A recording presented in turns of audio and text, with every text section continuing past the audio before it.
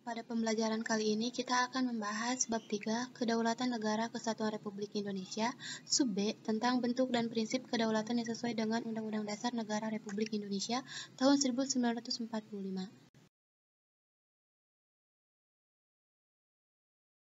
Sebelum ke materi pembelajaran, silahkan baca dan pahami kompetensi dasar dan tujuan pembelajaran.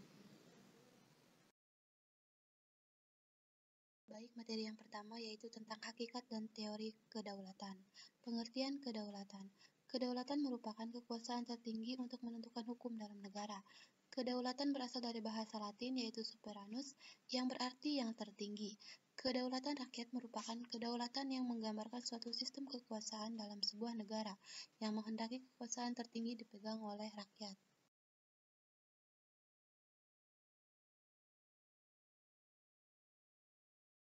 Materi selanjutnya yaitu tentang 4 sifat kedaulatan. Pertama, permanen. Permanen mengandung pengertian kedaulatan itu tetap ada selama negara itu berdiri. Kedua, asli. Asli memiliki makna bahwa kedaulatan itu tidak berasal dari kekuasaan lain yang lebih tinggi. Ketiga, bulat. Bulat mengandung pengertian bahwa kedaulatan itu tidak dapat dibagi-bagi lagi. Keempat, tidak terbatas mengandung makna bahwa kedaulatan itu tidak ada yang membatasi. Selanjutnya, kedaulatan atau kekuasaan tertinggi suatu negara terdiri atas dua bentuk. Yang pertama, kedaulatan kedaram diartikan bahwa sebuah negara memiliki kekuasaan penuh dan tertinggi dalam mengelola pemerintahannya, baik organisasi pemerintah maupun sumber daya alam yang ada. Kedua, kedaulatan keluar memiliki arti bahwa negara memiliki keleluasaan penuh untuk menjalin hubungan kerjasama dengan negara lain tanpa terikat oleh kekuasaan manapun.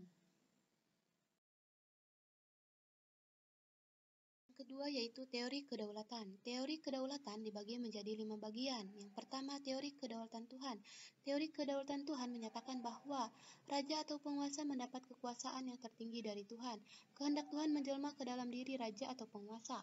Sesungguhnya segala sesuatu yang terdapat di alam semesta berasal dari Tuhan. Yang kedua yaitu teori kedaulatan negara. Teori kedaulatan negara menyatakan bahwa kekuasaan tertinggi terletak pada negara. Sumber atau asal kekuasaan yang dinamakan kedaulatan itu adalah negara. Yang ketiga, teori kedaulatan raja. Teori kedaulatan raja menyatakan bahwa kekuasaan tertinggi terletak di tangan raja. Raja dianggap keturunan dewa atau wakil Tuhan di muka bumi. Raja mendapat kekuasaan langsung dari Tuhan. Yang keempat, teori kedaulatan hukum. Teori kedaulatan hukum menyatakan bahwa kekuasaan tertinggi dalam negara terletak di tangan hukum. Hukum menurut teori kedaulatan hukum ialah hukum yang tertulis seperti Undang-Undang Dasar dan peraturan perundangan lainnya dan hukum yang tidak tertulis. Yang kelima, teori kedaulatan rakyat. Teori kedaulatan rakyat menyatakan bahwa kekuasaan negara yang tertinggi terletak di tangan rakyat. Sumber ajaran kedaulatan rakyat sebenarnya adalah ajaran demokrasi, yaitu pemerintah yang berasal dari rakyat, oleh rakyat, dan untuk rakyat.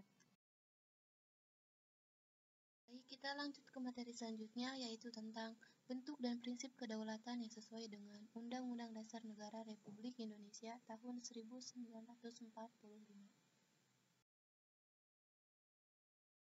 Yang pertama, kedaulatan rakyat menurut Undang-Undang Dasar Negara Republik Indonesia tahun 1945. Negara Indonesia adalah negara yang berdasarkan atas kedaulatan rakyat. Landasan hukum negara Indonesia menganut kedaulatan rakyat dinyatakan dalam hal-hal berikut. A. Alinea keempat Pembukaan Undang-Undang Dasar Negara Republik Indonesia tahun 1945, yaitu, maka disusunlah kemerdekaan kebangsaan Indonesia itu dalam suatu Undang-Undang Dasar Negara Indonesia, yang terbentuk dalam suatu susunan negara Republik Indonesia yang berkedaulatan rakyat. B. Pasal 1 ayat 2 Undang-Undang Dasar Negara Republik Indonesia tahun 1945 menyatakan, kedaulatan berada di tangan rakyat dan dilaksanakan menurut Undang-Undang Dasar.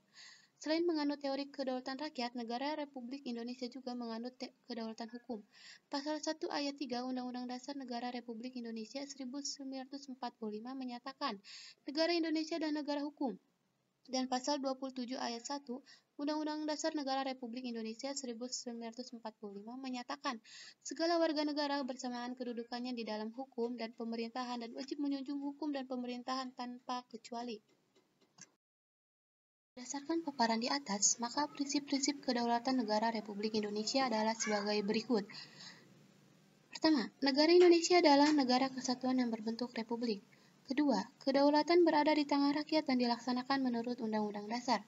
Ketiga, negara Indonesia adalah negara hukum.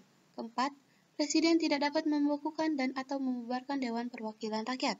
Kelima, menteri-menteri diangkat dan diberhentikan oleh Presiden. Keenam, MPR hanya dapat memberhentikan Presiden dan atau Wakil Presiden dalam masa jabatannya menurut Undang-Undang Dasar. Yang kedua, kedaulatan rakyat dalam demokrasi Pancasila.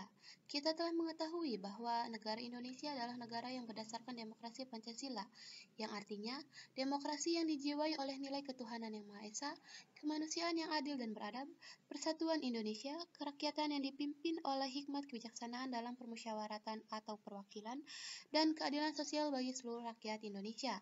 Demokrasi Pancasila merupakan demokrasi yang sesuai dengan bangsa Indonesia, karena bersumber pada tata nilai nasional budaya bangsa yang sudah melekat dalam kehidupan masyarakat sejak dahulu. Asas atau prinsip utama demokrasi Pancasila yaitu pengambilan keputusan melalui musyawarah mufakat.